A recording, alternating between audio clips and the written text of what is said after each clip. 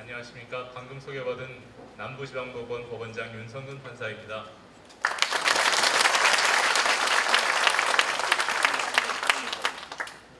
여러분 뵙게 돼서 정말 대단히 기쁘게 생각합니다.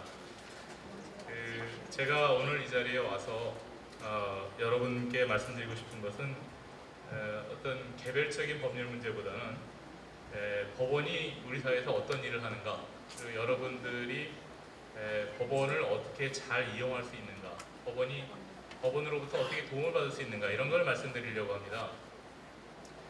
먼저 여러분들은 법원을 일컬어서 우리 사회의 최후의 보루라고 하는 이야기를 아마 많이 들으셨을 겁니다. 신문에도 자주 나오고 그런 이야기들을 서로 간에 많이 하는데, 그 도대체 무슨 뜻일까요? 왜 법원이 최후의 보루라고 일컬어지는 것일까? 이거 한번 생각해 보셨을지 모르겠습니다. 사람에게 있어서 생명이라든가 신체의 자유라든가 재산권 같은 것은 대단히 중요한 것입니다. 근데 생각해 보시면 사람을 구속하거나 잘못했다고 잡아가거나 또는 형사재판에서 징역형을 선고해서 감옥에다가 몇 년씩 넣어놓거나 또는 재산에 대해서 민사재판을 통해 가지고서 당신 그 집을 저 사람한테 줘라, 이런 거를 하는 게 법원에서 하는 일 아닙니까? 근데 이렇게 중대한 일을 왜 판사들이 선출하지 않은 판사들이 할까요?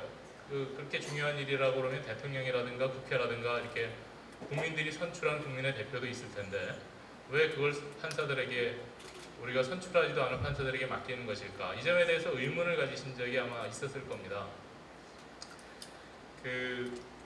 현대사회를 우리가 국민주권주의 사회라고 그러고 대중민주주의 사회라고 말을 합니다. 국민주권주의라고 하는 것은 주권이 국민에게 있다는 뜻인데, 이 주권자로서의 국민이라고 하는 것은 국민 개인을 말하는 것은 아니고 국민 전체, 대한민국 국민 전체를 말합니다. 그래서 우리 5천만 국민이 주권자인 것이지 그 개인이 5천만 분의 1의 주권을 가지고 있지는 않습니다.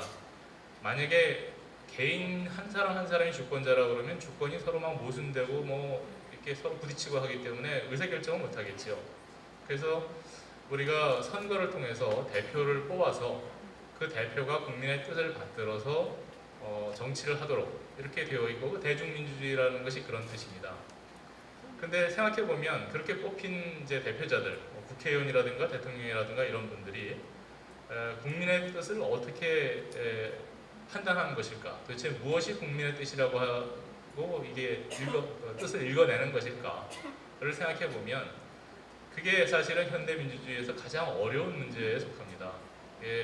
국민의 뜻에 따라 선거되어지기는 하지만 그렇게 선출된 사람이 이것이 국민의 뜻이다라고 말했을 때 그것이 과연 국민의 뜻인지, 그걸 누가 보장할 수 있는지가 그렇게 쉽지 않은 대단히 어려운 문제에 속하는 것입니다. 그렇지만 아까도 말씀드린 것처럼 개인이 국민 한 사람 한 사람이 우리나라의 정치를 할 수는 없는 것이고, 누군가가 나서서 뭔가 의사결정을 하고 집행을 해야 되는 것이겠지요.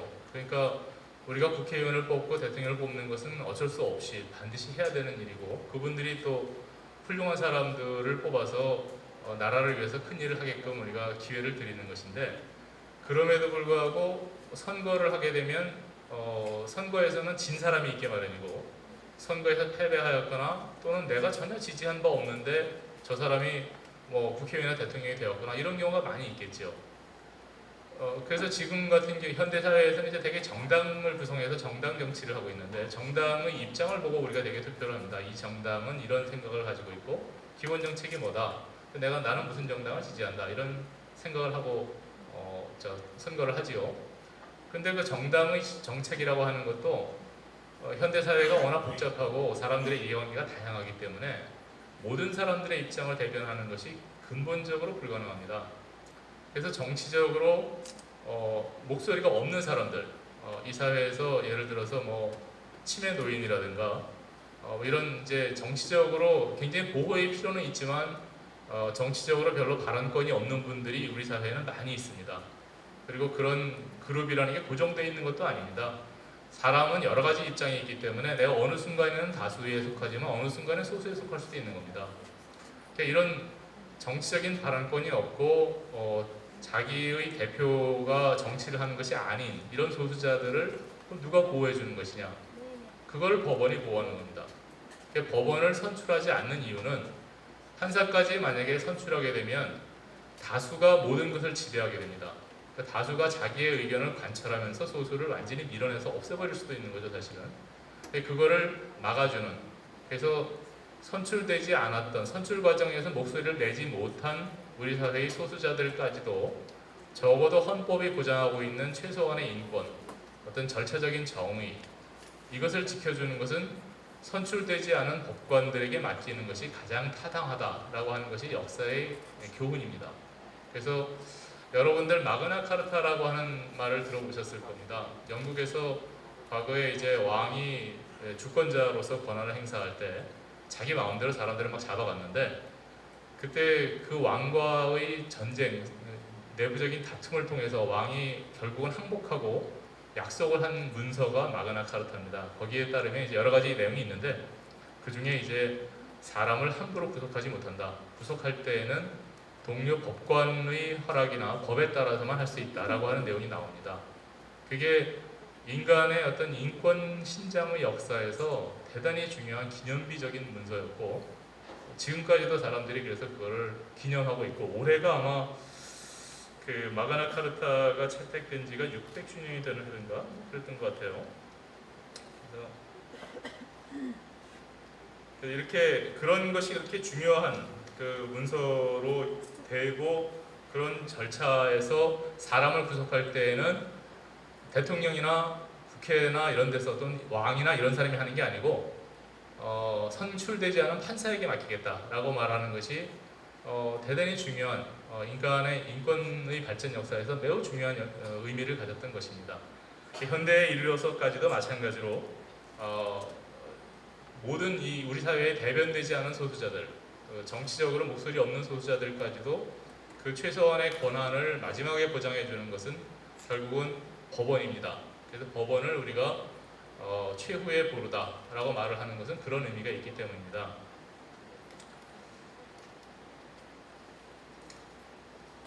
올해가 800주년 되는 해이군요. 죄송합니다. 올해가 마그나 카르타가 제정된 지 800주년이 되는 해입니다. 여러분은 그 다수의 의사가 과오를 범하는 경우를 몇 번 보셨을 겁니다. 다 아시는 과거에 독일에서 나치가 등장할 때에도 히틀러의 나치는 국민의 다수가 지지해서 등장했습니다. 그리고 우리가 기억하고 있는 유신헌법 같은 것도, 유신헌법을 지금은 이제 다들 잘못된 것이었다라고 반성하고 있지만, 그 당시에는 압도적인 다수가 지지해서 유신헌법이 채택되었습니다. 이렇게 어떤 다수의 의사라고 하는 것이 반드시 역사적으로 옳은 것은 아니다 라고 하는 것을 우리가 역사적으로 경험적으로 알고 있습니다. 그렇지만 현실 정치에서 다수의 의사를 무시할 수는 없죠. 어쨌든 뭔가 결정을 하게 되면 다수의 의사에 따를 수밖에 없습니다. 그래서 우리가 선거를 하게 됐을 때 다수가 지배하게 되는 것은 다수의 지지를 받은 국회 또는 대통령, 소위 3권 중에서 입법부와 행정부는 다수가 지배를 합니다. 다수가 지배하는 행정부와 입법부는 자기들이 생각하는 국민의 뜻, 자기들이 이해하는 다수의 그 투표에 나타난 의사에 따라서 정치를 할 수밖에 없습니다. 근데 그것이 잘못되지 않도록 최소한의 방어를 하는, 최소한의 그 보호를 하고 있는 기관이 바로 법원이라는 것을 지금 말씀드리는 것입니다. 하나의 예를 든다면, 만약에 여러분이 이제 학교에서 남학생이 16명이고 여학생이 14명인 학급이 있다고 생각해 보겠습니다. 그러면 16명의 남학생과 14명의 여학생이 투표를 해서 앞으로 1년 동안 청소는 여자만 한다, 이런 거를 투표하겠다라고 해가지고 그게 가결돼서 다수결로 16대 14로 통과됐다고 한번 생각해 보세요. 그럼 그 결정이 과연 정당하다고 말할 수 있을까요? 다수이긴 했죠, 그렇죠? 다수의 지지를 받긴 했지만 그런 결정이 정당하다고 말할 수는 없을 것입니다. 근데 이런 경우가 극단적이라고 생각되시지만 실제로는 상당히 많습니다. 이게 예를 들어서 사형수나 무연고 환자로부터 장기를 이식하겠다. 중국에서는 있는 것으로 지금 사람들이 의심하고 있죠. 또는 부자의 재산을 박탈해서 우리 나눠 갖자. 뭐 박탈까지는 아니지만 세금을 갖다가 과도하게 높인다면 거의 박탈에 가까운 결과가 되겠죠. 그다음에 사회적 해악을 끼치는 무전취식자, 조직폭력배 이런 사람들을 뭔가 사회로부터 격리하자. 과거에 우리도 삼천교육이라는 걸 했었고 공산주의 국가 뭐 소련 같은 경우에는 강제 노동 캠프 같은 데에다가 막 집어넣기도 하고 막 그랬죠. 그 전염병이 났을 때 여러분들 아시다시피 동물의 경우에는 살처분을 합니다. 뭐 이 동물은 그냥 죽여서 묻어버리지요. 근데 사람은 어떻습니까? 사람은 뭐 이번 메르스 사태를 겪으면서 보셨다시피 격리는 하지만 인도적인 시설에서 최선을 다해서 치료하지요. 그렇죠? 비용은 비용의 문제라고 말할 수가 없기 때문에 그렇습니다. 인간의 가치, 인간의 존엄과 가치는 돈으로 환산되지 않기 때문에 열심히 이제 우리가 좋은 환경에 최선을 다해서 치료를 합니다. 근데 여러분이 기억하시는지 모르겠습니다만 과거에 중국에서 사스가 처음 유행했을 때 사스가 유행한 중국의 남부지방에서는 초기에 사람들이 막 그 패닉 상태가 돼가지고 병에 걸린 사람들을 강제로 격리를 했는데 그게 거의 구금을 했어요. 뭐 제대로 된 치료 시설도 없는 곳에다가 가둬놓고 전혀 드나들지 못하게 하고 가족한테 연락도 못하게 하고 거기서 살아나오면 다행이고 죽으면 그냥 없애버리고 그런 조치를 초기에 했었습니다. 그래서 그때 그런 조치를 당했던 외국 기자가 나와가지고서 그걸 글을 쓴 적이 있습니다. 세상에 이럴 수가 있느냐라고. 근데 그것도 이제 다수의 의사였겠지요. 다수는 그걸 지지했을 겁니다. 뭐 우리 뭐 수십억이 지금 죽을지 말지 못한 알 수 없는데 그 한 몇백 명 정도 갖다가 그렇게 격리하고 가두는 게 무슨 문제냐라고 생각했을지 모르지요. 그렇게 다수의 의사라는 것이 항상 옳지는 않습니다. 그런 경우에 그것이 부당한 인신 구속이고 인권 침해라고 하는 판단을 법원이 하는 것입니다. 지금 우리나라에서도 만약에 누군가가 부당하게 뭐 정신병원 같은 데에 끌려가서 갇혀 있다든가 이렇게 하면 인신구속 영장 제도를 활용해서 법원으로부터 판단을 받아서 석방될 수 있습니다. 그런 부당한 최소한의 인권에 대한 보장을 법원이 해주고 있다 이런 말씀을 드리는 것입니다. 다수는 때로 소수의 입장을 이해하지 못하는 경우가 있습니다. 아까도 말씀드린 것처럼 우리는 어떤 때는 다수이기도 하고 어떤 때는 소수이기도 하고 그렇습니다. 뭐 하나의 예를 든다고 그러면 우리가 이제 이 차를 마실 때 여러분들 혹시 집에서 커피 마시거나 할 때 커피 잔을 잘 살펴보시면 잔의 앞에 예쁜 그림이 그려져 있는 경우가 있습니다. 그게 아마 오른손잡이용일 가능성이 있습니다. 왼손잡이는 상대방한테 그림이 가고 나한테는 그림이 없는 명이 옵니다. 굉장히 왼손잡이를 차별하는 거죠. 근데 오른손잡이는 그거를 그런지도 모릅니다. 왼손잡이들은 볼 때마다 기분 나쁘죠. 근데 오른손잡이는 그게 그런지 몰라요. 그냥 뭐 원래 그런가 보다라고 생각하지요. 과거에 이제 지금 많이 나아졌습니다만 예컨대 이제 화장실 같은 것도 어디 우리가 버스 타고 가다가 잠깐 휴게실에서 화장실을 가면 남자들 화장실은 항상 넉넉해요. 근데 여자들은 줄을 길게 서 있죠.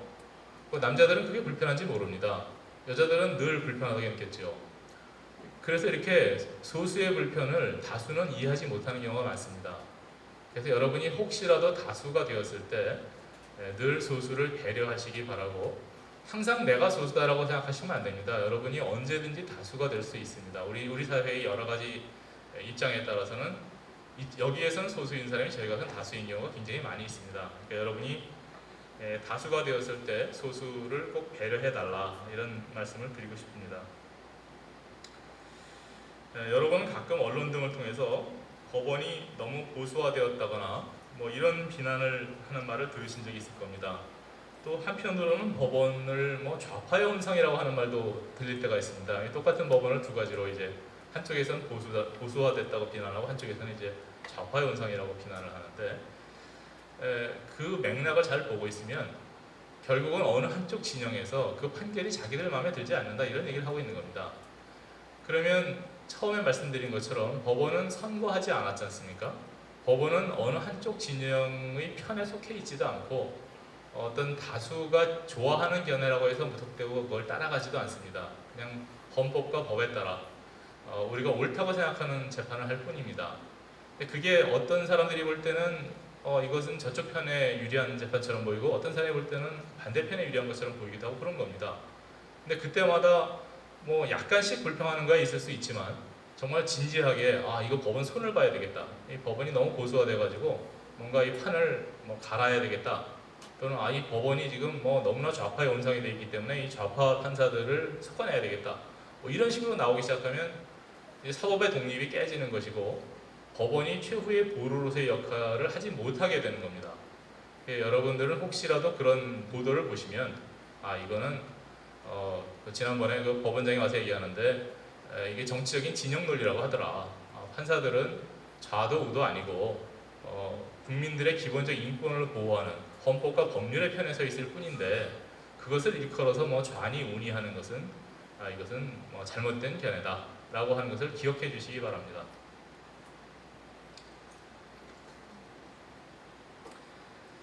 만약에 판사도 선거를 해서 판사가 정당의 공천을 받는다고 한번 상상을 해보십시오. 우리나라에서 판사가 어느 정당의 공천을 받아가지고서 선거를 해서 당선이 됐어요. 근데 그 사람이 정치적으로 민감한 사건에 관한 재판을 합니다. 그럼 그 재판에 대해서 누가 승복하겠습니까? 난리가 나겠죠. 그 재판 하나마나일 테고 법정 앞에서 양쪽에서 이제 편을 갈라서 뭐 패싸움 벌어지고 막 그러겠죠. 지금 그런 식으로 이제 판사들이 너무나 지나치게 정치적인 색채를 나타내는 것도 위험한 일이고 판사를 정당을 통해서 공천하거나 선거하거나 한다는 것은 거의 상상할 수 없는 그런 일입니다. 누구는 미국에서는 판사도 선거로 뽑는다는데 왜 우리나라는 안 하냐 이렇게 말하는 사람도 있습니다. 미국의 경우에도 연방법원 판사는 선거로 뽑지 않습니다. 주법원 판사들 중에는 일부 선거로 뽑는 경우도 있는데 그 경우에도 그렇게 당파적인 선출을 하는 경우는 아주 드문 편이고 그렇게 당파적 선거를 하는 경우에 대해서는 지금 미국에서도 반성을 많이 하고 있습니다. 미국에서는 대개 판사들이 상당히 장기간 예컨대 임기가 10년이라고 그러면은 대부분의 경우에 연임되기 때문에 거의 종신토록 어느 한 지역에서 그냥 계속 근무합니다. 그럼 우리 동네 판사 한 사람이 우리 동네에서 선거됐는데 그 사람이 30년, 40년을 같은 법원에서 재판하는 겁니다. 그런데 그 사람이 이제 어느 당 편이에요. 그럼 그 다른 땅에 있는 사람 입장에서는 정말 갑갑한 일 아닙니까? 이거 바꿔치울 수도 없고 뭐 어떻게 도대체 재판이 공정한 건지 알 수도 없고. 그래서 이렇게 선거로 뽑으면서 그 선거로 뽑힌 사람이 인사이동도 없이 한 지역에서 평생 동안 근무한다고 하는 것은 사실은 굉장히 위험한 그 사회적인 갈등을 오히려 증폭시킬 위험성이 있는 일입니다. 미국에서도 그런 일에 대한 반성을 지금 하고 있습니다. 다음으로 말씀드리고 싶은 것은 그 재판이라고 하는 것이 과연 무엇을 위해서 하는 것이냐? 재판은 진실을 발견하기 위한 것인가? 아니면 뭐 분쟁을 해결하기 위한 것인가? 그거에 대해서 말씀을 드리겠습니다. 많은 사람들이 재판은 진실을 발견하기 위한 것이라고 생각을 하십니다. 그래서 법원에 와서도 이 진실을 밝혀달라. 나는 이 진실이 밝혀질 때까지 끝까지 싸우겠다. 이렇게 말씀하시는 분들이 많이 있습니다. 한번 생각해 보시면 그 재판이라고 하는 것은 이제 이 구조가 어떤 사실관계를 인정을 하고 사실이 확인이 되면 거기에 법을 적용해서 결론이 나오는 그런 구조로 되어 있습니다. 예컨대 빌린 돈 내놔 이렇게 말을 할 때에는 먼저 돈을 빌려줬다 라고 하는 사실이 인정이 돼야 그럼 민법에 따라서 돈을 빌려간 사람은 갚아야 되고 이자도 줘야 된다. 민법에 나와 있어요. 그러면 이제 판결이 그렇게 나갑니다. 이 돈을 갚고 이자도 줘라. 그런데 이제 거기에서 제일 중요한 게 뭐겠습니까? 사실 인정입니다. 돈을 빌려준 사실이 있나 없나. 돈을 빌려준 사실이 없으면 원고 청구가 기각될 것이고 돈을 빌려준 게 맞으면 원고 청구가 인용이 될 텐데 막상 재판을 해보면 돈을 빌려준 사실이 있는지 없는지 모르겠다. 이런 경우가 꽤 많습니다. 도대체 빌려준 게 맞든지 틀리든지 둘 중에 하나가 딱 떨어지면 좋은데 그렇지 않은 경우가 굉장히 많아요. 그럼 그런 때는 이제 어떻게 할 거냐. 그런 경우에 재판은 가능한 한 최선을 다해서 빌려준 게 있는지 없는지 사실을 밝히지만 마지막까지 밝히지 않을 때에는 빌려줬다라고 주장하는 사람이 지는 것으로 자기가 내가 돈을 빌려준 사실이 있다라고 말했는데 입증을 실패했으니까 그 사람이 지는 것으로 이렇게 법에 정해져 있습니다. 그러니까 그 사람이 졌다고 해서 빌려준 사실이 없다고 하는 사실이 확정된 건 아니에요. 그러니까 그 원고 입장에서는 사실은 쥐도 새도 모르게 빌려줘서 아무 증거도 없는데 빌려준 건 사실이다. 하늘이 안다. 아니 이런 진실을 끝까지 밝혀야지 라고 억울하게 생각할 수도 있습니다. 그렇지만 우리나라의 제도는 그게 증거가 전혀 없고 아무런 입증할 방법이 없으면 원고가 지는 겁니다. 그 제도라는 것이기 때문에 어쩔 수가 없어요. 그렇게 하지 않으면 제도가 운영이 안 되기 때문에. 이거를 만약에 형사재판을 가지고 생각해 보시면 형사에서 누가 유죄인지 무죄인지를 밝혀서 우리가 무죄인 사람은 반드시 풀어주고 유죄인 사람은 반드시 처벌을 해야 되겠죠. 근데 누가 누구를 칼로 찔렀다라고 말을 하는데 그게 찔른 건지 안 찔른 건지 이 사람이 찔렀는지 아닌지를 도저히 알 수 없는 경우가 있을 수 있습니다. 목격자가 없다든가 뭐 여러 가지 원인으로. 그러면 그런 경우에 재판을 하면 어떻게 판결을 하겠습니까? 여러분들 이미 다 짐작하시는 것처럼 그런 경우에는 무죄라고 합니다. 무죄 추정의 원칙이라고 해가지고 이 사람이 유죄라고 하는 것을 인정할 증거가 없으면 무죄입니다. 그 무죄 판결을 했다고 해가지고 그 사람이 찌른 적이 없다고 하는 사실, 그게 확정된 건 아니에요. 찌른 적이 있는지 없는지 모른다는 거지 이 사람은 절대로 찌른 사실이 없다 이렇게 말하는 거 아닙니다. 그렇지만 아무튼 판결은 무죄가 나갑니다. 그럼 생각해 보시면 우리나라에서 이제 재판을 예컨대 1년에 뭐 형사 재판을 갖다가 한 20만 건쯤 한다고 보고 그 중에 유죄가 10만 건, 무죄가 10만 건 뭐 이 정도 있다고 한번 생각을 해봅니다. 그러면 그 중에서 이제 사실은 죄를 지었는데 이 죄를 지은 사람이 부당하게 무죄의 판결을 받는 경우가 아마 더 많을 겁니다. 뭐 예컨대 한 2% 된다고 생각해보고 그 다음에 사실은 죄를 지은 적이 없는데 아주 억울한 사람인데 유죄라고 판결을 받는 이런 경우는 훨씬 적을 텐데 한 0.1%라고 생각해 봅니다. 그러면 10만 명 중에서 0.1%만 해도 100명입니다. 그럼 100명이 자기는 죄를 지은 적이 없는데 억울하게 감옥 가는 거예요. 정말 이거는 막 가슴을 열어 보이고 싶겠죠. 얼마나 억울하겠습니까? 근데 2%라고 그러면 2,000명쯤 되죠. 그러니까 한 2,000명은 죄를 지었는데 빠져나간 거예요. 안 걸리고 법망을 빠져나가서 죄 지은 놈이 뭐 이렇게 뻔뻔하게 돌아다니는 겁니다. 굉장히 부당하고 억울하다고 생각하시겠죠. 국민들이 볼 때는 참 세상에 이런 재판이 어딨냐 이렇게 생각하시겠죠. 근데 만약에 그렇게 죄를 짓고 도망가는 사람이 없도록 하자, 죄 짓고 도망가는 사람을 최대한 줄이자 라고 해서 재판을 엄격하게 하게 되면 그게 줄어드는 대신에 죄를 안 지었는데 죄 지었다고 인정돼서 감옥 가는 사람이 늘어나게 됩니다.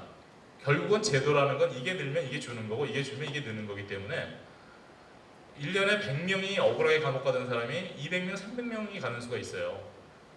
그래서 정책적으로 사실은 제도는 선택을 할 수밖에 없고 그 제도 선택이 대한민국 헌법에 따르면 또 대한민국 헌법과 관련되는 법에 따르면 무죄 추정이라고 되어 있는 것입니다. 그래서 사람이 증거가 확실하게 나와서 재판에서 확정될 때까지는 이 사람 무죄로 본다 라고 보고 그래서 증거가 없으면 이 사람이 죄를 지은 사실이 없다라고 확정하는 건 아니지만 그러나 유죄라고 인정할 증거가 없기 때문에 판결문의 주문은 무죄라고 나갑니다. 이 사람 AA는 무죄.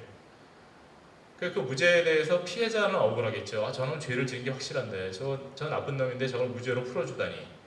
근데 말씀드린 것처럼 그런 경우를 줄이려다 보면은 억울한 죄인이 더 많이 생기게 된다 이런 말씀을 드리는 겁니다. 그래서 다시 결론으로 돌아간다면 재판이라고 하는 것은 최선을 다해서 우리가 진실을 발견하려고 노력하는 것이지만 진실 발견 그 자체가 재판의 목적은 아니다라는 것을 제가 말씀을 드리고 싶습니다. 판사들은 정말 밤을 새워서 최선을 다해서 기록을 뒤져가지고 진실을 발견하려고 노력을 합니다. 그렇지만 인간이 만든 제도인 재판이라는 제도에서 진실이 100% 밝혀진다고 하는 것은 기대하기 어렵습니다. 그 중에 반드시 진실이 밝혀지지 않는, 뭐가 진실인지 알 수 없는 이런 경우가 생기게 마련이고 그런 경우에도 재판을 안 할 수는 없습니다. 나는 판사가 예를 들어서 재판하다 말고 나는 확신이 없어가지고 재판 못하겠다. 이거 뭐 이 사람이 돈을 빌려줬는지 안 빌려줬는지 모르겠다. 또 이 사람이 유죄인지 무죄인지 모르겠다. 그래서 나는 재판 못하겠다. 이렇게 나가면 그거 어떡하겠습니까? 그거 곤란하지 않습니까? 그러니까 이제 그런 경우에는 그런 경우에 이렇게 재판해라라고 법에 정해져 있습니다. 그래서 아까 말씀드린 것처럼 돈을 빌려줬다는 사람이 입증을 못하면 원고가 패소하는 것이고, 이 사람이 죄를 지었다고 검사가 잡아왔는데 재판해보니까 이 사람이 죄를 지었다는 증거가 부족합니다. 그러면 이 사람은 무죄라고 판결을 하는 겁니다. 설령 그게 잘못됐다 하더라도 할 수 없는 그런 것이죠. 그래서 재판은 결국은 진실 발견을 물론 최선을 다해서 추구하지만 목적 자체는 진실 발견은 아니고 분쟁의 해결, 그 주어진 문제에 대한 답을 제시하는, 그래서 사회의 분쟁을 해결하는 데 목적이 있다. 이걸 말씀드리고자 하는 것입니다. 하나의 예를 든다 그러면 이제 뭐 많이들 보셨을 텐데, 집을 짓다 말고 건물을 짓다 말고 그 건물의 소유권을 가지고 싸우는 경우가 많이 있습니다. 뭐 건축업자가 자기가 그 건물에다가 굉장한 뭐 돈을 많이 부어가지고서 이 건물에 상당한 가치가 나한테 있다고 주장하고, 땅 소유자는 내 땅이고 이거 내가 허가권자고 내 거다고 주장하고, 뭐 다른 사람은 또 내가 양수받았다고 주장하고, 뭐 서너 명이 나서가지고서 이제 막 싸웁니다. 그러면 그게 재판으로 갔는데 뭐가 진실인지 알기 어려운 경우가 많이 있습니다. 근데 그 재판을 빨리 안 하고 오래 끌면 어떤 일이 벌어지냐면, 그 건물이 이제 아주 못 쓰는 건물이 돼요. 거기 뭐 임차인들이 누구한테 그 보증금 내고 들어가겠습니까? 보증금 내고 들어갔다가 그 돌려받지도 못할 위험성이 있으니까 사람들이 잘 안 들어가죠. 그리고 그 건물이 낡으면 수리를 해야 되는데 그럼 누가 돈 들여 수리하겠습니까? 내가 돈 들여 수리했다가 그거 저 사람 거라고 그러면 나는 어떡합니까? 그러니까 그렇게 분쟁이 오래가면 건물 자체가 완전히 폐가가 되고 못 쓰게 됩니다. 그걸 빨리 아무튼 그 중에 누구 거다라고 판결을 해주면 좀 억울하더라도 분쟁이 해결되고 건물의 사회적인 가치가 살아납니다. 그러면 이제 그때부터는 이제 건물에 상인들도 입주를 하고 뭐 보수도 하고 막 이러겠죠. 그래서 사회 전체적으로 봤을 때에는 설령 그 재판에서 소유자가 누구인지에 대한 재판이 5%의 확률로 잘못되더라도 빨리 결정을 해주는 게 옳습니다. 그걸 갖다가 5%를 1%로 줄이기 위해서 재판을 10년 하겠다 이렇게 하면 10년 재판하는 사이에 건물 뭐 다 망가져가지고 더 이상 나중에는 재판할 필요도 없어요. 그거 뭐 다 부서진 건물 가지고 무슨 재판하겠습니까? 그래서 재판의 목적은 사회적인 갈등을 해소해서 질서를 회복하는 데 있는 것이지 진실을 발견하는 그 자체가 재판의 목적은 아니다. 이거를 말씀을 드리는 것입니다. 그리고 아까 말씀드리던 거에 이어서 제가 몇 가지 사실은 더 말씀드릴 게 있었는데, 또 한 가지는 이제 우리가 일반적으로 말할 때 법에 대해서 법은 상식이다라고 이제 말을 합니다. 그 재판에서 상식을 이용하는 사람들도 많이 있습니다. 뭐 제가 재판하고 있으면 법정에 오셔가지고 법은 상식이라는데 이건 내가 이기는 게 상식이다. 뭐 심지어는 길을 막고 물어봐라. 뭐 우리 동네 사람들이 다 안다. 이렇게 말하는 분들이 있습니다.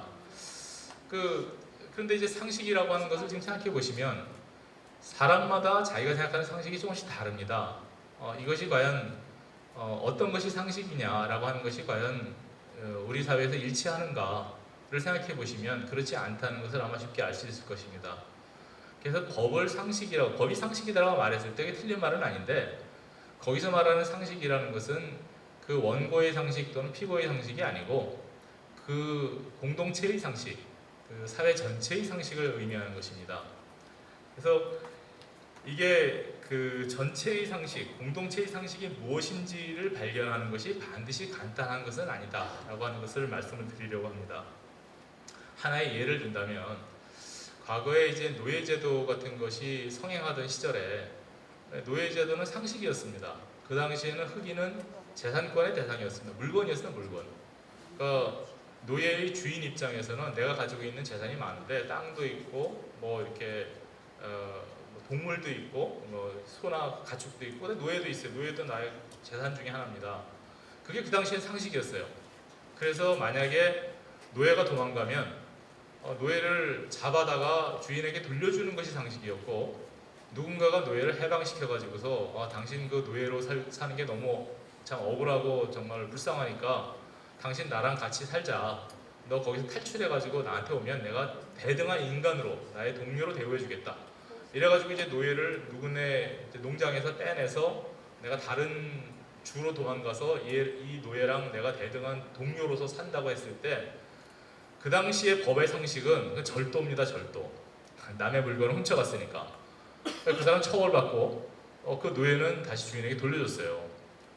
근데 그게 이제 지금 상식으로는, 현대인의 상식으로는 말도 안 되는 거죠. 어떻게 인간을 소유할 수가 있습니까? 인간이 소유물이라는 뭐 있을 수 없는 얘기고, 그 노예를 해방시켜준 훌륭한 사람을 갖다가 절도범이라고 처벌한다는 거는 정말 상식에 반하는, 그렇게 상식이 달라졌습니다. 과거의 상식과 지금의 상식이 달라진 거죠.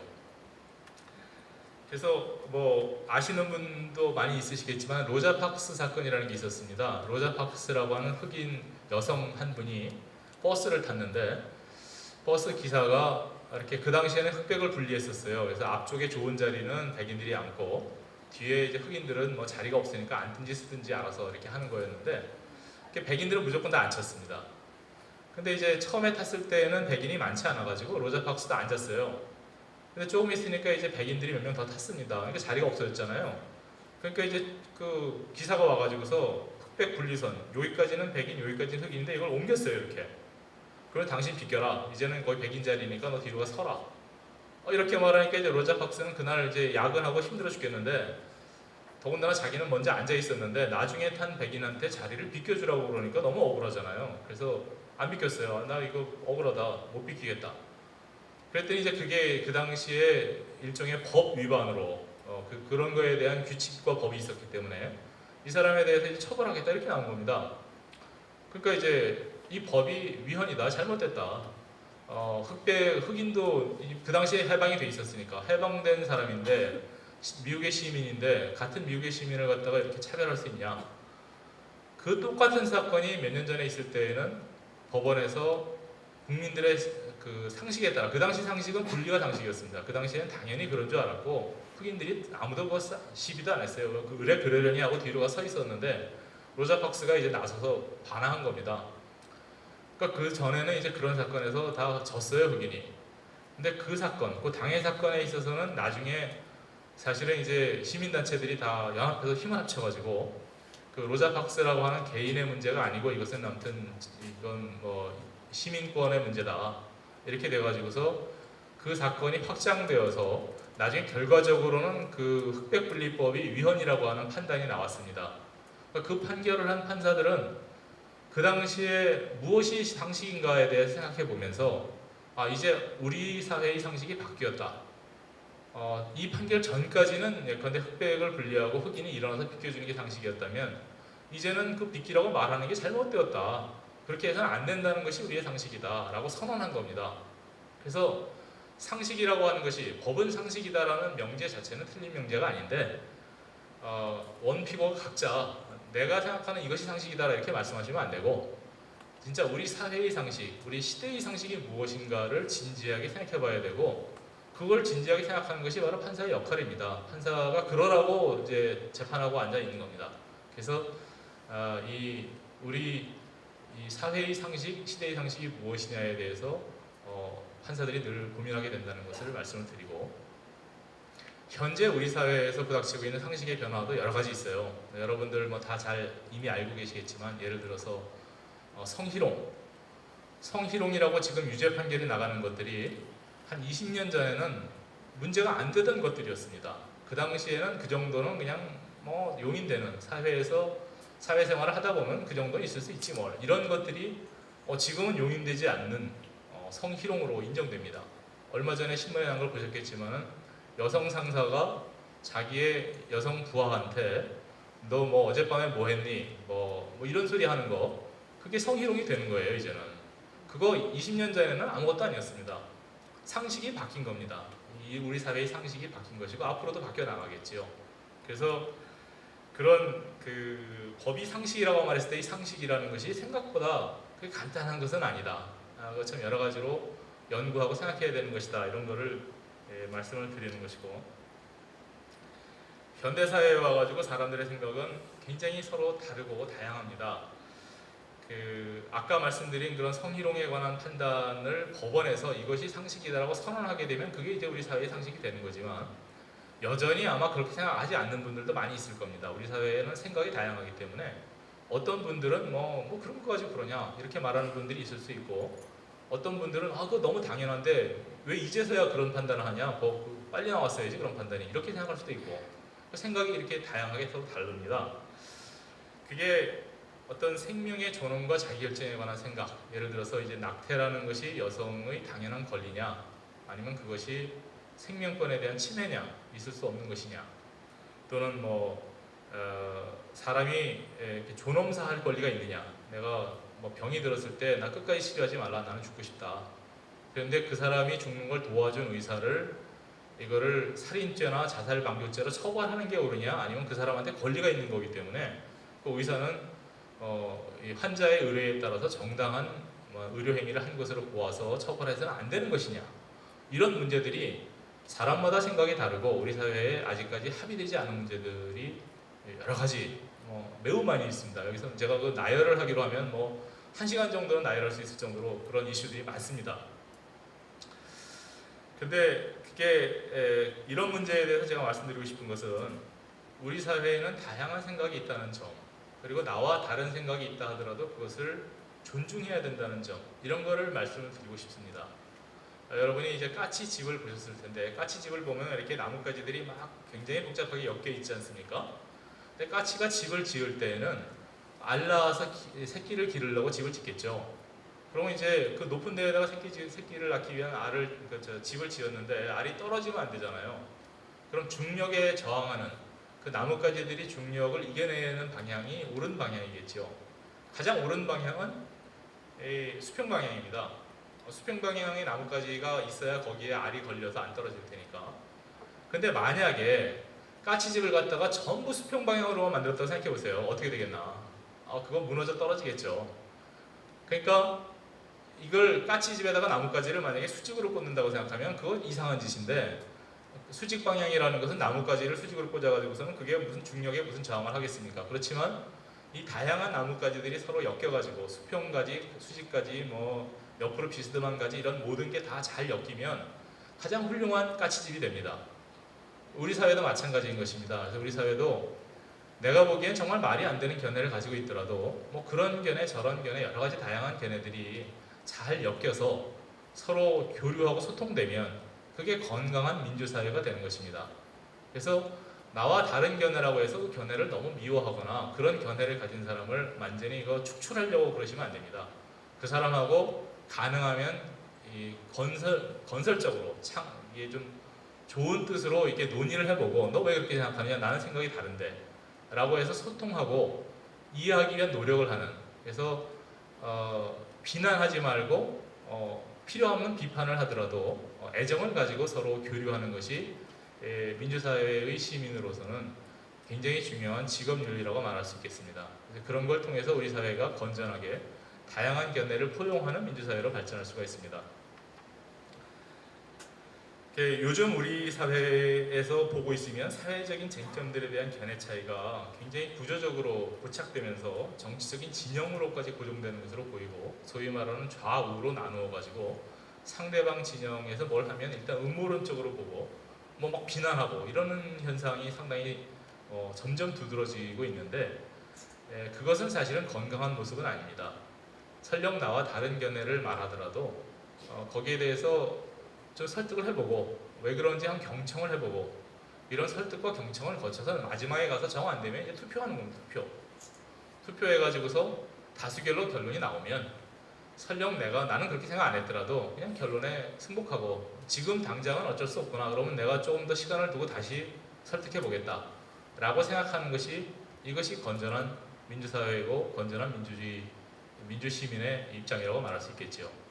그래서 경청과 설득을 통해서 상대방의 의견을 존중하면서 소통을 해보고, 도저히 이게 컴프로마이즈 되지 않는, 도저히 이제 서로 간의 의견이 좁혀지지 않으면 최종적으로는 투표를 해서 다수결로 가는데, 다수결로 갔을 때 다수는 소수를 배려하고, 이 소수가 나중에 다수가 될지 모르니까 내가 이겼다, 한 번 이겼기 때문에 이제부터 상대방을 완전히 압살하겠다 이렇게 나가면 안 되고, 이번에는 내가 이겼으니까 내 견해대로 하지만 당신 견해도 아무튼 나중에 다시 생각해 보겠다, 이런 정도의 입장을 가지셔야 되고, 소수는 이번엔 내가 졌으니까 좋다, 내가 승복한다. 그럼 당신의 견해대로 우리 사회가 나가는 거를 내가 용인하겠지만 나는 또 나 나름대로 아무튼 더 노력해서 설득하기 위한 노력을 하겠다. 나의 주장의 근거를 더 확보해 보겠다.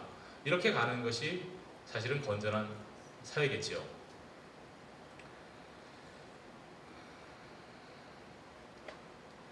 아까 이제 상식에 관한 말씀을 드렸기 때문에 이번에는 법관의 양심에 관한 말씀을 드리겠습니다. 법관은 헌법과 법률에 따라 양심에 쫓아 재판한다라고 되어 있습니다. 그럼 법관의 양심이라는 것이 과연 무엇이냐? 그 법관의 양심의 상당 부분은 아마도 그 상식이 법관의 양심의 일부를 이룬다고 생각이 됩니다. 우리 지역사회의 상식. 그것이 이제 법관이 추구하고 찾아서 우리 사회의 진정한 상식은 이것이 되어야 한다라고 말하는 그것이 이제 법관의 양심 중의 일부를 구성하겠지요. 근데 법관이 그렇게 양심에 따라서 재판한다고 하는데 왜 판사마다 양형이 그렇게 다르냐? 어떤 판사는 뭐 비슷한 범죄처럼 보이는데 어떤 사람은 굉장히 무겁게 재판하고 어떤 사람은 상당히 가볍게 재판하고 뭐 또 가끔 신문에 보면 뭐 튀는 판결 이래가지고 좀 납득하기 어려운 재판을 하는 사람도 있고 도대체 왜 그러는 거냐? 이런 의문을 가지는 분들이 상당히 있습니다.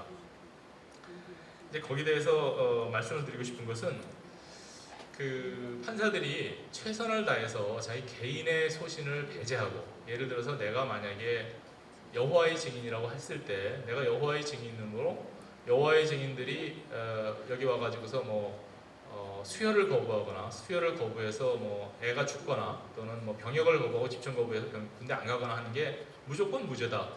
이렇게 하면은 안 됩니다. 판사는 자기 개인의 종교적 신념이나 개인적인 그런 소신과 법관으로서의 양심을 구별할 줄 알아야 됩니다. 그래서 판사는 자기 개인적으로는 그렇게 생각하더라도 재판은 법관의 양심에 따라 재판을 하는 것이 옳습니다.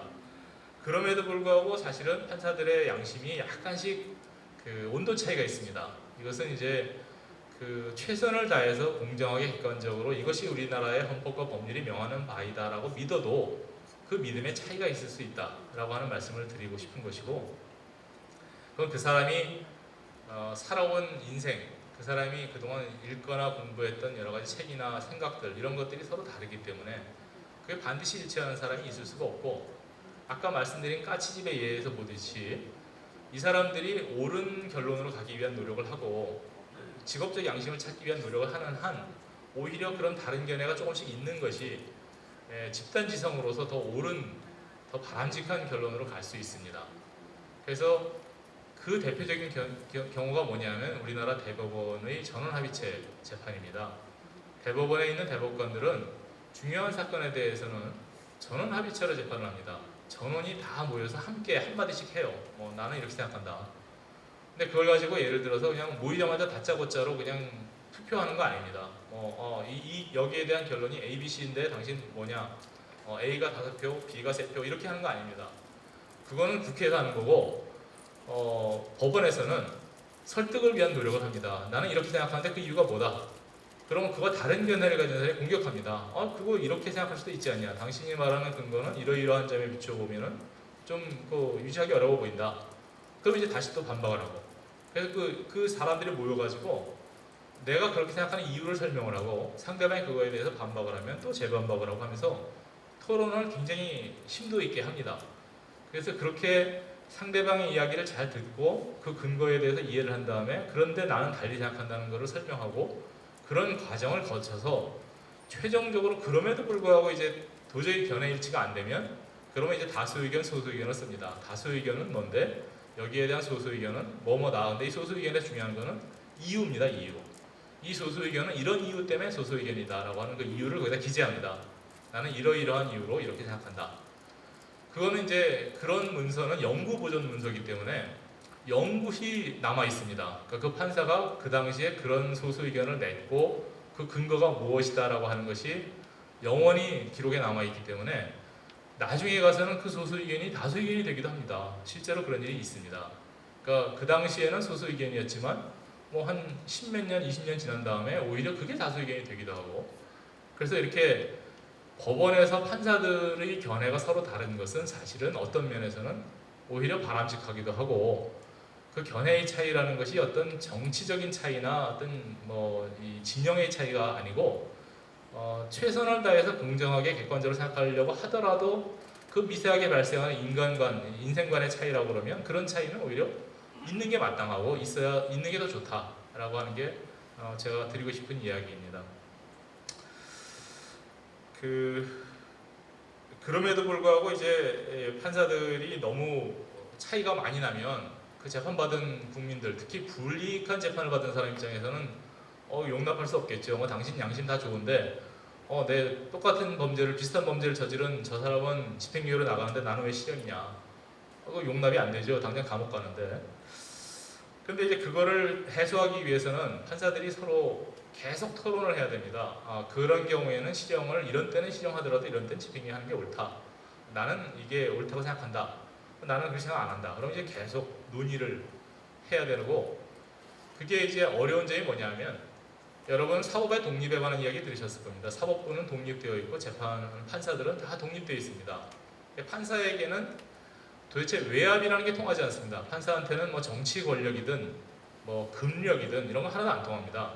뭐 신문에 가끔 가다 보면 마치 무슨 청와대에 입김이 들어가는 것처럼, 또는 뭐 삼성 뭐 이런 재벌에 입김이 들어가는 것처럼 나오는데 전혀 그렇지 않습니다.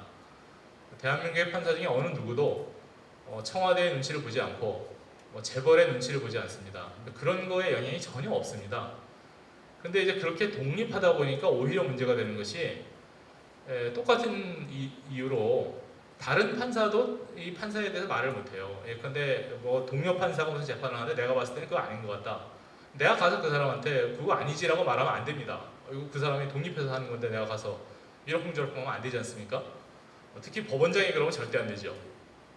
그래서 이제 우리가 권고하는 것은 그 비슷한 재판을 하는 판사님들끼리 모여서 자주 밥이라도 같이 먹으면서 자주 토론해라. 그러니까 형사 단독 판사들은 형사 단독 판사끼리, 뭐 민사 단독은 민사 단독 판사들끼리 모여서 가능한 한 늘 밥을 같이 먹으면서 서로 논의를 해서 이런 경우에는 영장을 발부한다. 이런 경우에는 영장을 기각한다. 이런 경우에는 뭐 집행유예를 한다. 뭐 실형을 한다. 이거를 서로 기준을 맞춰라 라고 권고합니다.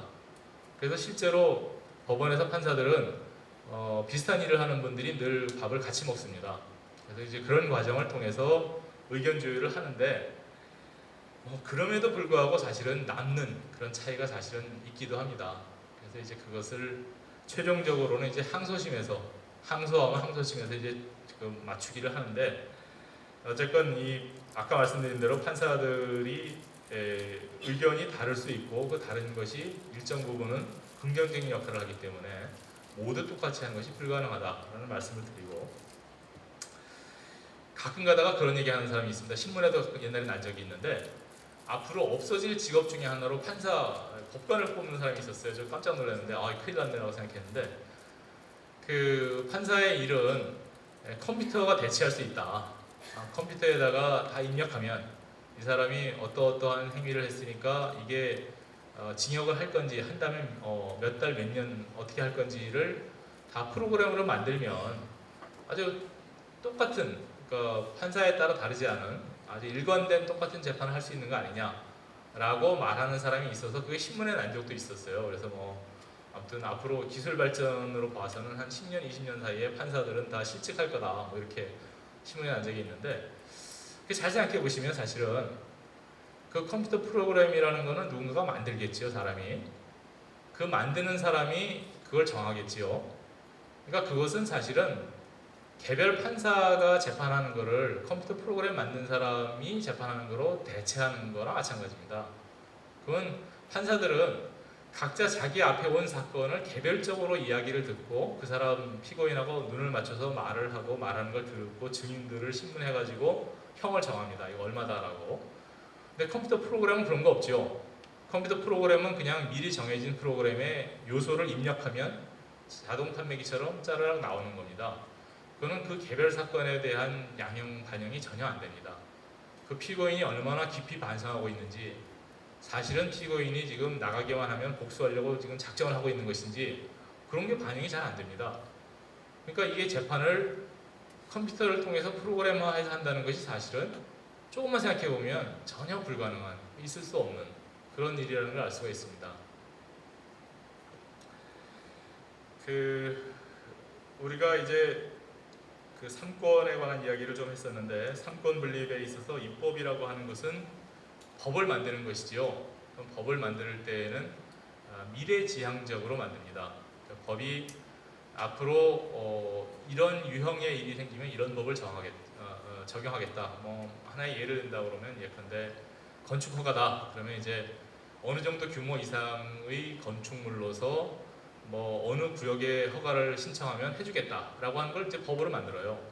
그 다음에 이제 뭐 이러이러한 거를 고려해라. 근데 그 대신에 그런 거 할 때는 고려할 사항들을 정해줍니다. 그럼 이제 행정부에서 실제로 그 집행을 할 때에는 구체적으로 자기한테 온 현재의 사건, 그걸 놓고 이걸 이제 창조적으로 최선을 다해서 판단을 합니다.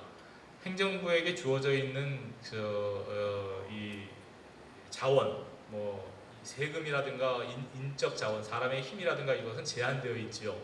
무한하지 않습니다.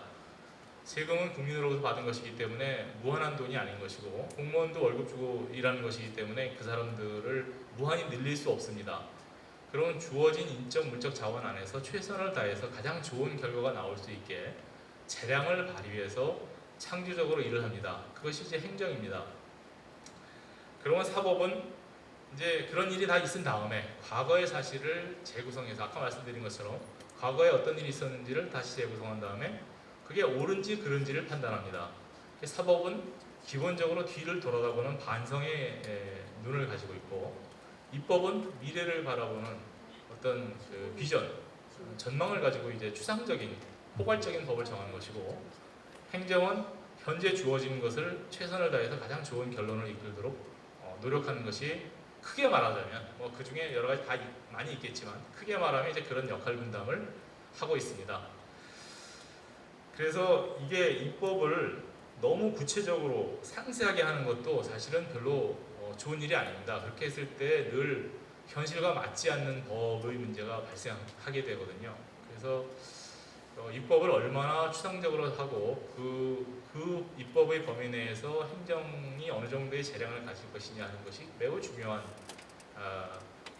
정책의 문제이고, 반드시 아주 상세하게 꼬치꼬치 하나하나 법으로 정하는 것이 옳은 것만은 아니다, 이런 말씀을 드리고 싶고, 사법의 경우에도 마찬가지입니다. 지금 법으로 반드시 정해야 되는 두 가지가 있는데, 한 가지는 형벌입니다.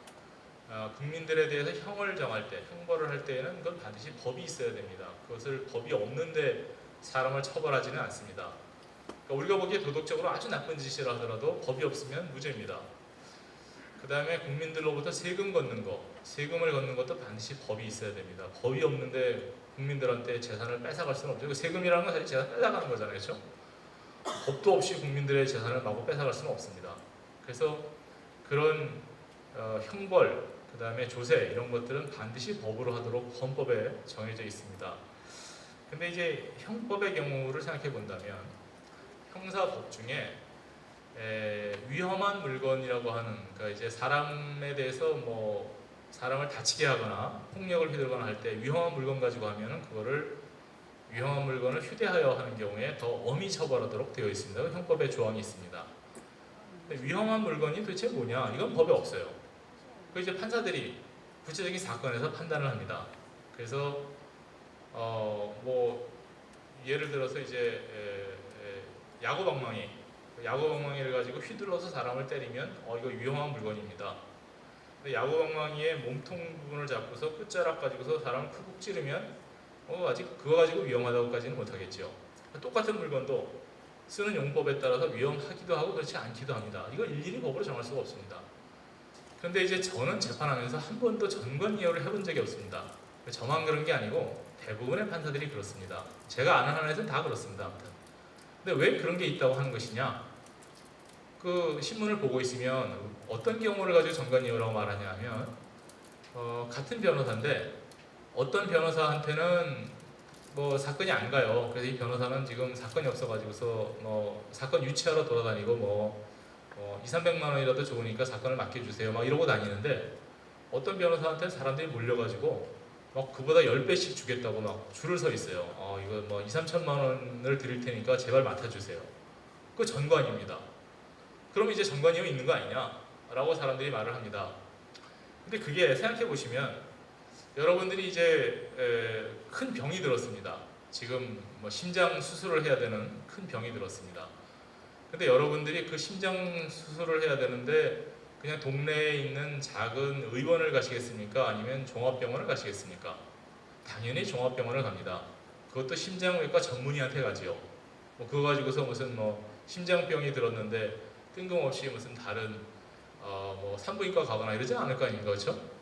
그러니까 이제 이 법률 사건도 마찬가지입니다. 여러분들이 보고 계시면 예컨대 내가 갑자기 살다 보니까 이혼을 하게 생겼어요. 그래서 뭐 지금 이혼이라는 건 정말 굉장히 큰 일이죠. 사람이 무지하게 스트레스를 받고 고통스러운 일인데 그 사건을 가정법원 출신 부장판사가 뭐 변호사 한다 이러면 거기 가는 겁니다. 왜냐면 거기가 잘할 테니까.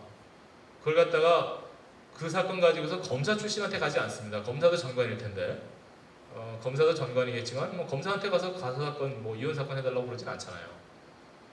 그런 식으로 보고 있으면 그 전관에 대한 예우라는 것이 왜 생기냐 하면 시장에서 선택에 의해서 생깁니다. 시장에서의 선택은 변호사를 고를 방법이 없기 때문에 변호사에 대해서 정보가 공개되어 있지 않기 때문에 누가 잘하는지 이 분야를 누가 잘하는지 잘 모르니까 적어도 그 분야를 최근까지 했던 사람이 잘하지 않겠나.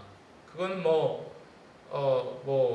예컨대 서울대학교 병원에서 심장외과에 과장하던 사람이 나와서 개업했으면 그 사람이 지금은 개업했지만 그래도 그 실력이 어디 가지 않았겠죠. 이제 거기 가서 뭐 치료를 받거나 적어도 1차 진료를 할 수 있지 않겠습니까? 그러니까 이렇게 사실은 전관예우라고 말하는 것의 거의 대부분은 시장의 선택, 시장에서 사람들이 변호사를 고르는데 워낙 정보가 없으니까 적어도 가사사건은 가정법원 출신, 형사사건은 형사재판을 하던 사람, 또는 수사단계에서 같으면 검사 출신, 뭐 이런 식으로 이제 그거 잘할 것 같은 사람한테 가는 겁니다. 그거 말릴 수가 없어요. 그 중요한 사건 생겨가지고서 내가 지금 죽고 살고가 걸렸는데 그런데 가야지 어떻게 모르는 사람한테 가겠습니까? 그래서 그게 정말 근거 없는 것인데도 불구하고 이렇게 사회에서 존재한다고 믿는 이유는 도대체 무엇일까?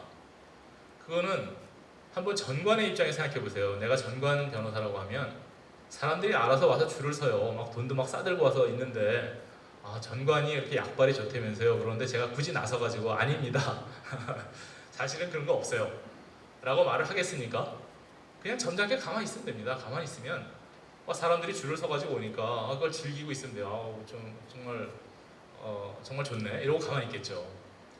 그 다음에 이제 그렇지 않은 변호사 입장에 생각해 보세요. 나는 그렇지 않은 변호사인데 지금 사건이 너무 안 와요. 그럼 이제 사건이 안 오니까 이렇게 누가 나한테 와서 물어볼 때 이 사건 당신이 맡으면 이길 수 있어요? 라고 물어보면 되게 와가지고 변호사한테 그냥 맡아주세요 이렇게 안 하고 이 사건을 당신이 맡으면 승산이 어느 정도 되느냐, 잘할 수 있겠냐 물어봅니다. 거기다 대고서 뭐 예를 들어서 이거 굉장히 어려운 사건이라서 내가 열심히 하더라도 뭐 이길 수 있는 확률이 한 40%쯤 되겠다, 한 60% 질지도 모른다 이러면 그냥 갑니다. 안 맡깁니다. 그러니까 거기다가 맡고 싶으면 이 사건은 내가 전공이다, 내가 제일 잘하고 다른 데 가봤자 이거 잘하지 못할 텐데 나한테 맡기면 내가 반드시 이겨주겠다, 이건 뭐 나만이 이길 수 있는 사건이다 라고 해야 그래야지 좀 맡길 거 아닙니까? 그렇죠? 그랬는데 졌어요. 큰 소리 뻥뻥 쳤는데 졌습니다. 뭐라고 변명을 해야 될까요? 상대방이 전관이라 상대방 변호사가 전관이라 졌습니다 이러면 사람들이 금방 납득합니다. 뭐 더 얘기할 필요도 없어요. 거기다 대고서 사건이 원래 어려워서 이렇게 얘기하면 그러면 당신이 이거 왜 맡은 거야? 이렇게 나오는 거고, 사건을 수행하는 과정에서 원고 당신이 증거를 제대로 안 줘서 당신이 틀림없다고 했던 증인이 와가지고 딴소리해서 졌다 이렇게 얘기하면 역시 마찬가지로 화냅니다. 변호사가 그럼 뭐 하는 거냐 이렇게 나갑니다.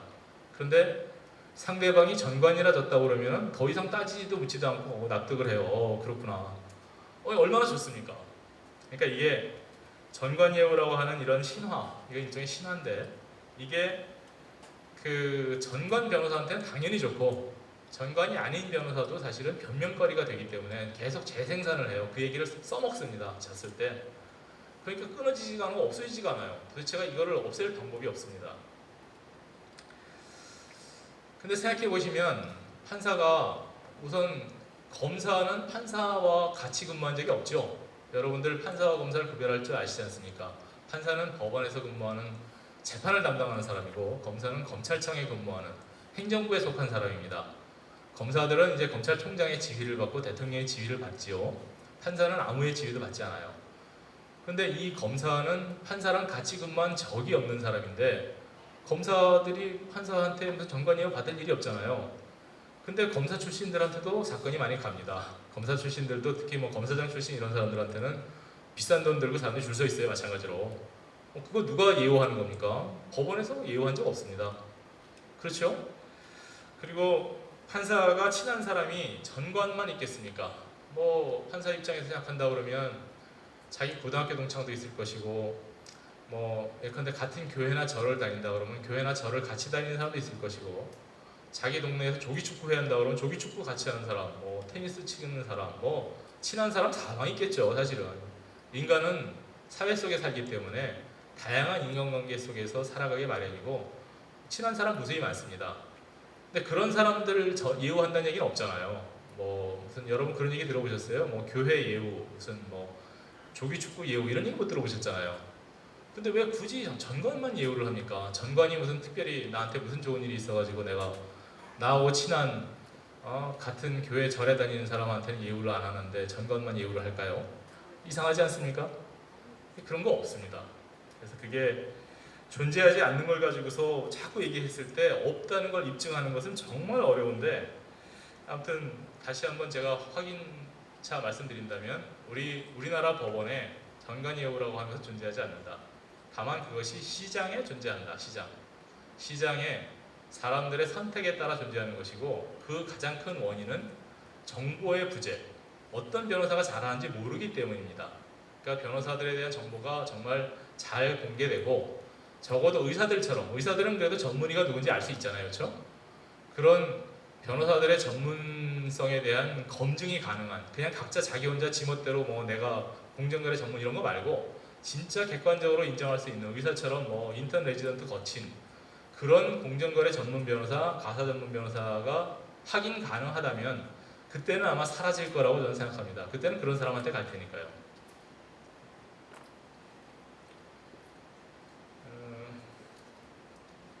그 다음에 이제 법이 과연 정의로운가? 법은 혹시 강자의 편은 아닌가? 이런 얘기 하시는 분들이 있습니다.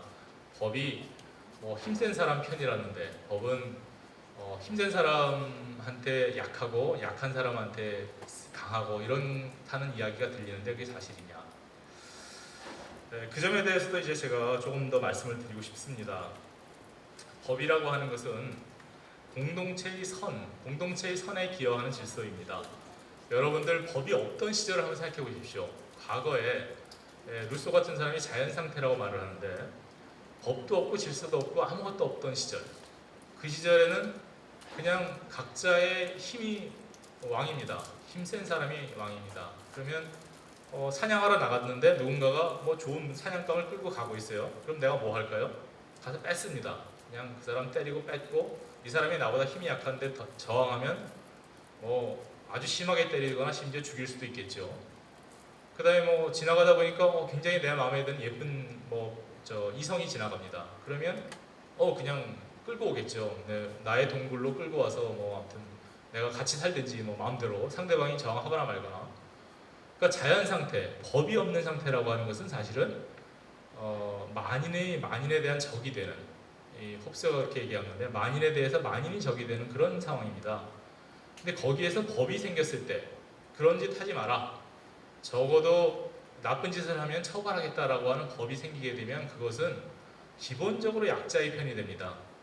강자는 법이 없어도 됩니다. 법이 없을수록 유리합니다. 사실은. 법이 없을 때 힘세고 권력 있는 사람은 마음대로 할 수 있습니다. 아프리카 같은 나라에서 내란 상태에 빠져서 법이 없을 때 그 군대를 지휘하는 지휘관 그 사람들은 자기 마음대로 합니다. 자기들 마음대로 가서 자기 평소에 마음에 안 들던 부족 가가지고서 그 사람들 손목을 다 잘라버리기도 하고 이런 짓을 막 합니다. 실제로 이렇게 많이 하지 않습니까? 근데 법이 있다고 그러면 그러지 못하겠죠. 법이 있으면 그 당연히 엄한 처벌을 받습니다. 그러니까 법이라는 것은 존재 자체로서 기본적으로 약자를 보호하는 것이다. 이 사회의 질서를 유지하는 것이 약자에 대한 보호가 그거는 기본으로 된다는 점을 먼저 말씀을 드리겠습니다. 그런데 법이라고 하는 것은 상당히 불완전한 점이 있고 아까 말씀드린 것처럼 법을 정하는 것은 국회 아닙니까? 근데 국회는 국회의원들로 구성이 되고 국회의원들은 선거로 뽑지요. 선거에서는 누가 다수당이 됩니까? 국민의 다수의 지지를 받은 사람이 다수당이 됩니다. 그럼 다수당이 만드는 법은 물론 이제 일방적으로 자기한테 유리하게 만들지는 않겠지만 국민 전체에 도움이 되면서 얹어서 플러스 자기한테도 좀 도움이 되는 이런 법을 만들겠죠. 그걸 이제 헤게모니라고 표현한다. 헤게모니. 헤게모니를 장악한 사람은 전체 공동선을 추구하면서 거기에다가 자기 개인의 이익을 끼워 넣습니다.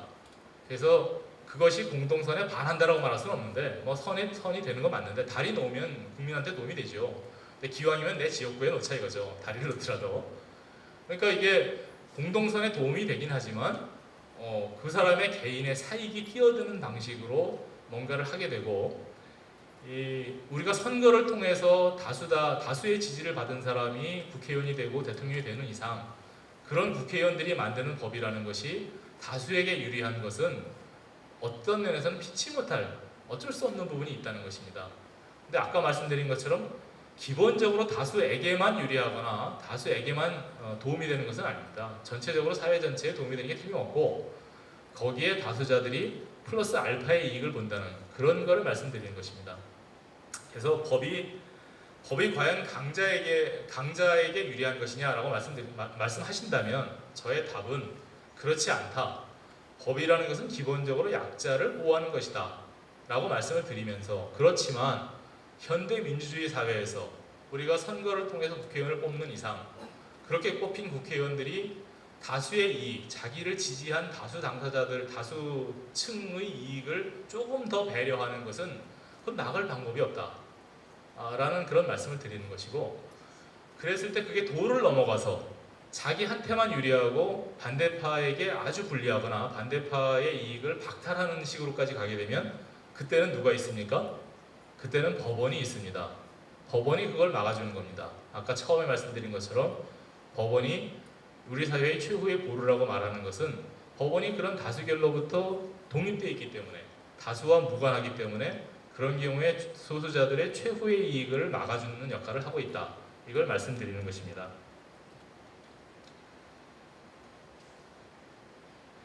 그래서 결론적으로 여러분이 혹시라도 다수의 여론에 배척당하고 있을 때 그래서 아무도 여러분 곁에 서려고 하지 않을 때 그런 마지막 순간에도 법원은 여러분을 보호합니다. 여러분 편에 있습니다. 여러분의 핵심적인 기본적 인권과 절차적 권익을 보장해 준다는 뜻입니다. 여러분들이 예를 들어서 에이즈 환자 옛날에 생각해 보시면 사회적으로 에이즈 환자를 굉장히 다 미워하고 싫어했죠. 국민투표했으면 전부 다 격리해가지고 절대 못 나오게 가둬놨을 겁니다. 그런데 그 사람들의 인권을 최소한 보장해 줍니다. 그래서 우리 헌법상 최소한의 인권을 보장하고 그 사람들을 강제로 어떻게 하게 되면 법원에서 그걸 막아줍니다. 과거에 나병 환자들, 한센인들에 대해서 국가에서 강제로 불임 시술한 적이 있었습니다. 굉장히 부당한 일이죠. 법원에서 그거는 부당하다는 거 판결합니다. 거기에 대해서 국가가 배상해라 라는 판결을 하고 있습니다. 그래서 이렇게 다수의 여론에 배척당하고 아무도 여러분 편이 아니라고 생각하실 그 순간까지도 법원은 여러분 곁에 서 있다. 이런 걸 믿어주시고 그렇기 때문에 반대로 여러분이 혹시 여론과 함께 한다 하더라도 여러분의 마음에 들지 않는 사람들을 너무 미워하시거나 그 사람들을 도와주는 법원을 함께 미워하거나 그러지 마십시오. 여러분들이 다수가 되었고 여러분이 여론과 함께 있을 때에도 그 소수를 누군가는 보호해줘야 되는 것이고 그게 법원의 역할이기 때문에 혹시 여러분들 마음에 들지 않는 재판 아니 이런 나쁜 놈을 법원에서 보호하다니 이런 재판이 나오시더라도 그게 법원의 원래 역할이라고 하더라 라고 좀 이해를 해주셨으면 좋겠다 이런 말씀을 드리는 것입니다. 예, 대단히 감사합니다. 오늘